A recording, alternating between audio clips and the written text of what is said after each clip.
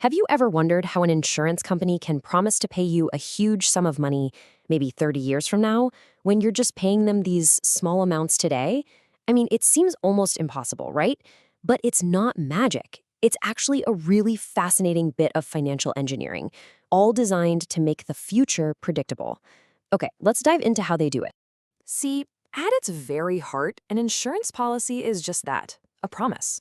A promise that if a certain thing happens, maybe decades from now, they will pay. But managing that promise over such a long time, well, that's the central challenge for any insurer. And this slide really shows you the problem in black and white. This is the projected cash flow for a 5-year policy. For the first 4 years, things look great. The insurer is seeing a healthy, positive inflow of cash. But then, bam, look at year 5. A sudden, massive negative cash flow of almost £8,000. That's the moment the policy matures and they have to make good on that promise.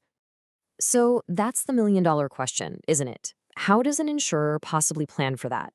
Where does all that money suddenly come from to cover that huge final payment without the company going bust? Well, the answer comes down to one absolutely crucial concept: reserves. This is a carefully calculated pile of money that a company puts aside specifically to meet those future promises. It's the whole safety net. But here's the thing, setting these reserves isn't simple at all. It's an incredibly high-stakes balancing act. You can think of it like walking a tightrope between being way too cautious and not being nearly cautious enough. And there are two really dangerous extremes here. On the one hand, if you're too optimistic, you set aside too little cash, you risk insolvency. I mean, literally not having the money to pay claims. Game over. But on the other hand, if you're too pessimistic and you hoard too much money, your products become so expensive that nobody can afford them. Your customers just go straight to your competitors. And this really shows you the pressure they're under. As the source material for this explainer puts it, getting this balance right is one of the most important and difficult aspects of life insurance company management. The stakes just could not be higher. So, to manage this incredible pressure, insurers do something pretty clever. They essentially create two different plans for the future at the exact same time. One for the world as they hope it'll be, and another for the world as they fear it might be. They call these the pricing basis and the reserving basis. The pricing basis is their best estimate. It's a realistic look at the future that they use to set competitive premiums that you and I will actually be willing to pay. But internally, for their own safety, they use the reserving basis. This is a deliberately cautious, you might even say pessimistic, set of assumptions to figure out how much money they really need to stash away in those reserves. And this brings us to the really cool part, the core technique they use to build that cautious plan. It's a fascinating process called zeroizing, and it's basically a way to mathematically erase a future loss before it can ever even happen. The guiding principle here is simple, but it's absolutely strict. Once a policy is sold, it has to be able to stand on its own 2 feet financially. You can't rely on the hope of future profits from some other product to bail it out if things go wrong. Let's make this really tangible. Just imagine a super simple policy with this projected cash flow. You make a profit of 10 in year 1, 15 in year 2. But then there's a projected loss of 5 in year 3, followed by a final profit of 8 in year 4. Now, I know what you're probably thinking. Why worry? Why not just plan on using that final profit of 8 to cover the 5-point loss from the year before? I mean, the math seems to work out, right? But that simple logic has 2 huge, critical flaws. First up, timing. You need the money in year 3 to pay claims, but that profit doesn't actually show up until year 4. And even more importantly, there's a massive risk. That future profit is not guaranteed. The policyholder could just cancel the policy and that profit of 8 might just disappear, leaving the insurer holding the bag. So actuaries use this zeroizing process instead. It's pretty elegant. They start at the end of the projection and find the last negative number. Then they work backward, calculating the exact reserve they need the year before to cover that future loss. And here's the key. They fund that reserve by taking money out of an earlier positive year's cash flow. They literally pull money from the past to neutralize a problem in the future. And this is a perfect example of how the math works.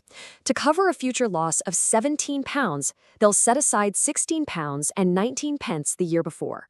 That money then earns interest, in this case 5%, so that it grows to be exactly £17 at the precise moment it's needed. It's incredibly precise. And the result is really powerful. Just look at this before and after table. The original projection had these nasty losses in years 2 and 3. After zeroizing, they're gone. They've been turned to zero, completely neutralized. But, and this is important, notice the cost. The cash flow in year 1 becomes even more negative. Why? Because that's where the money came from to fund those reserves in the first place. And this creates a fascinating ripple effect that goes through the whole business. All this prudence, all this caution, well, it has a very real, very tangible upfront cost. See, creating these reserves isn't just moving numbers around on a spreadsheet. It requires an immediate financial commitment. The insurer has to put its own money on the line from the very second that policy is sold. So in one of the key examples from our source material, this is the price of that prudence, a negative £23.14. That's the immediate financial hit an insurer takes just to sell one new policy. And in the industry, they have a name for this upfront cost. It's called new business strain. It's the cash the insurer has to pull from its own capital to fund the reserves that guarantee your future payout. Think about that. They are paying today to make absolutely sure they can pay you tomorrow.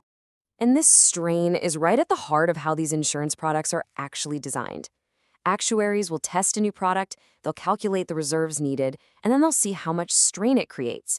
If that upfront cost is just too high, it's back to the drawing board. They might have to slightly increase the premium you pay, or maybe tweak the final benefits. It's this constant cycle, this iteration, that shapes the products and prices we all see. It all comes back to this fundamental tension. And this quote from our source text just sums it up perfectly. The actuary's job is to find a level of safety with an acceptably low probability of insolvency, while at the same time creating a product with a cost that we, the policyholders, are actually willing to pay. It is the ultimate balance between security and affordability. And you know, this delicate balance isn't just in insurance. It's hidden inside every long-term financial promise, from your pension to an annuity. It really makes you wonder, doesn't it?